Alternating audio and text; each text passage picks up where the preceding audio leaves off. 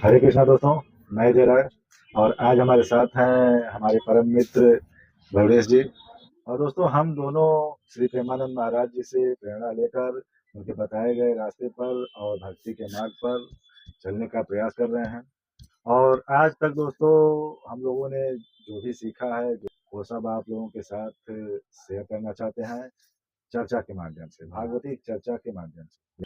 भैया एक बात बताइए, ये बुरे कर्म करने वाले क्यों सफल दिखते हैं? कि वो लोग सफल हो रहे हैं और अच्छे कर्म करने वाले जो है कि सफल नहीं दिखते हाँ, हैं। ये दिखता है लोगों को, लेकिन ऐसा है नहीं कुछ। आप उनके जीवन में अगर असल में उनके जीवन में जाके देखेंगे तो उन लोगों के जीवन में भी बहुत परेशानियां हैं। हम्म। और अगर सफल होते चले जाते हैं, कुछ लोगों को दिख रहा है कि सफल होते चले जा रहे हैं, कि बुरे कर्म कर रहे हैं और फिर भी सफल होते चले जा रहे हैं, और जो अच्छा कर्म करता जा रहा है वो ज्यादा परेशान रहा है। तो इसका एक बहुत बड़ा कारण है, और ये सब कर्मों का खेल है। अगर कोई बुरा कर्म करने वाला सफल हो रहा है तो उसके पीछे उसके पूर्व जन्मों का कर्म है। उसने पूर्व जन्म में कुछ पुण्य ऐसे किए थे जिनका फल उसको इस समय भोगना पड़ रहा है। वो भोगेगा। वो कितना भी बुरा करेगा, वो उसके साथ अच्छा ही होता चला जाएगा जब तक उसके पुण्य है। जब तक उसके पूर्व के पुण्य पुण्य हैं, तब तक उसके जीवन में अच्छा होगा। और जहाँ उसके पुण्य खत्म हुए तो ये पाप, वर्तमान का पाप और पूर्व का पाप, पूर्व के पाप तो वो भोगा नहीं। पूर्व के पाप कहाँ भोगा? ये कर्म ऐसे चलता है भैया कि जब आप बुरा करेंगे, जब आप बुरा करेंगे, बुरा कर्म करेंगे वर्तमान में, तो आपका पिछला अच्छा कर्म उस पर लागू हो जाएगा, चलने लगेगा उसके साथ।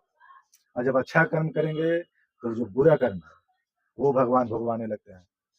कौन सा इसीलिए कर्म कब भोगना है ये तो सिर्फ भगवान के इसलिए हाथ में है, ईश्वर के इसलिए हाथ में है। इसलिए ये भी देखा जाता है, जो अच्छे कर्म करते हैं, अच्छे कर्म वाले भी तकलीफ भोगते हैं, हाँ, परेशानियां होता भोगते है। हैं। तो तो अच्छा कर्म करते हैं तो फिर भी तकलीफ भोगते हैं। हाँ, तो उसका भी कारण है कि मान लीजिए जब अच्छा कर्म कोई कर रहा है, कोई भजन के मार्ग पे चल रहा है, तो शुरुआत में ऐसा देखा जा सकता है कि उसको थोड़ा दुख भोगने को मिल सकता है, थोड़ा परेशानी हो सकती है, थोड़ा वो परेशान हो सकता है। लेकिन लास्ट में जीत उसी की होती है सत्य की। और आनंद वही प्राप्त कर पाता है। और अगर वो भजन के मार्ग में चल रहा है और दुख भोग रहा है, तो ये समझ लीजिए कि उसके पूर्व जन्म के जो कर्म है, जो बुरे कर्म है, उनको निपटाया जा रहा है। वर्तमान में अगर बुरे कर्म कर रहे हैं तो ये जान लीजिए आपको अच्छे कर्म जो पूर्व के हैं वो भोगवाया जा रहा है। आप बहुत आनंद में चलेंगे। आपको पता नहीं चलेगा कि मैं तो बुरे कर्म कर रहा हूँ फिर भी सफल होता जा रहा हूँ। ये एहसास भी नहीं होता है। सफलता में जब आपके साथ कुछ अच्छा होता चला जाएगा तो आपको एहसास नहीं होगा और आप कि आपके कर्म बुरे हैं या फिर खराब। आप अपने कर्मों पे ध्यान देंगे और पहचान भी नहीं उसमें पाएंगे। सबसे बड़ी बात यह है कि आप उसमें और भी कर्म बुरे करते चले जाएंगे। तो इसलिए कहा जाता है भैया कि जो अच्छे कर्म करता है वो परेशान रहता है, और जो बुरे कर्म करता है वो आगे बढ़ता चला जाता है। यही कारण है और कोई कारण नहीं है। एक छोटा सा इसी प्रश्न के अंदर एक प्रश्न है कि जैसे बुरा कर्म आदमी करता है और अच्छे फल उसको उस समय मिलते हैं, उस समय प्रेजेंट में, क्योंकि पूर्व जन्म का कर्म इसमें जुड़ता है। तो अच्छा कर्म नहीं, बुरा कर्म करता है और अच्छा फल भोगता है प्रेजेंट में। इसलिए हमको लगता है कि इंसान बुराई छोड़ना उसके लिए मुश्किल हो जाता है, क्योंकि ये सोचता है कि बुरा करो या अच्छा करो, हमारे साथ तो अच्छा ही हो रहा है, तो क्यों हम अपना बुराई क्यों छोड़ें? इसलिए तो इंसान वही सोचता है। बात है ना, वही पता है ना कि जब बुरे कर्म करेंगे आप, बुरे कर्मों में जब आपको आनंद आने लगेगा तो आप सही गलत की पहचान नहीं कर पाएंगे अब बुरे कि कर्मों को आपसे छोड़ क्या भी नहीं छोड़ पाएंगे, भी नहीं पाएंगे। मुश्किल हो आपको जाएगा आप उसी छोड़ना। में आनंद ढूंढ ले रहे हैं। हम्म। आपको उसी में आनंद आने लग रहा है, और आनंद आएगा भी जब तक आपके पूर्व के कर्म है, पुण्य कर्म है, तब तक आपको आनंद आएगा। तब तक आपको अनुभव भी नहीं होगा कि आप गलत कर्म कर रहे हैं, बुरे कर्म कर रहे हैं। लेकिन ये जान लीजिए कर्म तो समाप्त होंगे ही। बिल्कुल। जो कर्म आपने करके रखे हैं, बिल्कुल। शायद दो ही चार कर्म बचे हों, चाहे कुछ और कर्म बचे हों, चाहे अनगिनत कर्म बचे हों बुरे कर्म। अगर ज्यादा बचे होंगे तो ज्यादा देर तक आप बुरे रास्ते पे चलते रहेंगे। लेकिन आपको कहीं ना कहीं रुकना तो पड़ेगा। जब वो कर्म खत्म होंगे, जब आपके पुण्य खत्म होंगे, तब आपको समझ में आएगा कर्मों का खेल। तब ये प्रेजेंट का बुरा कर्म और पूर्व में जो है जितने बुरा कर्म किए रहेंगे आप, उन सबको ऐड किया जाएगा, तो फिर होगा विस्फोट। बिल्कुल होगा, एकदम उसमें निसंदेह कोई शंका नहीं है। 101% कर्मों का फल तो भोगना ही पड़ता है। जैसा कि गुरुदेव महाराज कहते हैं, अवश्य में भोक्तव्यम कृतम कर्म शुभाशुभम। एक बात बताइए भैया, जब अच्छे कर्म आप बुरे कर्म करते हैं और अच्छे कर्म जो आपके साथ पूर्व में किए रहते हैं वो उस समय आपके साथ चलता है, तो क्या वो पूर्व में बुरे कर्म भी स्टोर कहीं कहीं हुआ रहता हाँ है? हाँ, सब कर्म तो कर्म थोड़ी बुरा, नष्ट ये रहता है। अच्छा जब खत्म हो जाएगा तो फिर बुरा और ये प्लस बुरा मिलके तब वही ब्लास्ट करते हैं, वही जीवन में बहुत परेशानियां बुरा हो उत्पन्न जाएगा। करते हैं। और जैसे कर्म होते हैं, जितने बुरे कर्म होंगे उतनी बड़ी परेशानी होगी, राइट, राइट। भोगना तो पड़ेगा ही। उससे कोई नहीं बच सकता, चाहे अच्छे कर्म को भी भोगने से नहीं इंसान बच सकता और बुरे कर्म को भोगने से भी नहीं बच सकता। तो अच्छे कर्म अगर हैं तो आप आनंद भोगेंगे, सुखी रहेंगे, सुख भोगेंगे। और बुरे कर्म मतलब परेशानी, दुख। चलिए, आपके इस जवाब से हम संतुष्ट हैं और आशा करते हैं कि जो भी हमारे भाई लोग देख रहे होंगे वो लोग भी संतुष्ट होंगे इस वीडियो को देख के। भैया, दुख जो है सबके जीवन में है, सबके जीवन में है। हाँ हाँ, उसमें कोई संदेह नहीं। ये सबके जीवन में क्यों आते हैं? दुख तो भैया आएगा सबके जीवन में, और सुख भी सबके जीवन में आएगा।